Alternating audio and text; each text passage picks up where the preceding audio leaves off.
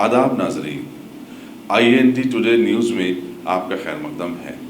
पेश है ये खास खबर खास आपके लिए। अगर आपने हमारे चैनल को सब्सक्राइब नहीं किया है तो आपको यहाँ सब्सक्राइब बटन दिख रहा है, उसे क्लिक करिए और सब्सक्राइब कीजिए और साथ ही साथ बेल आइकॉन को भी क्लिक करिएगा, जिससे कि आपको ताज़ा अपडेट मिलते रहें।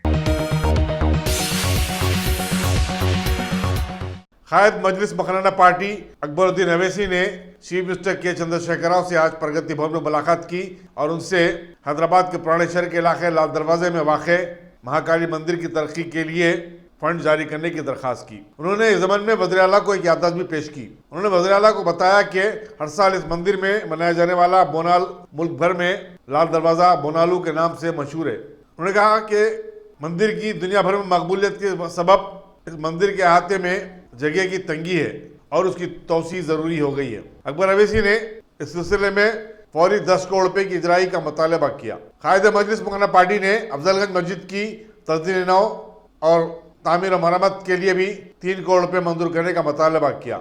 इस मौके पर TRS के MLC प्रकाश रेड्डी और चीफ सेक्रेटरी सोमेश कुमार भी मौजूद थे।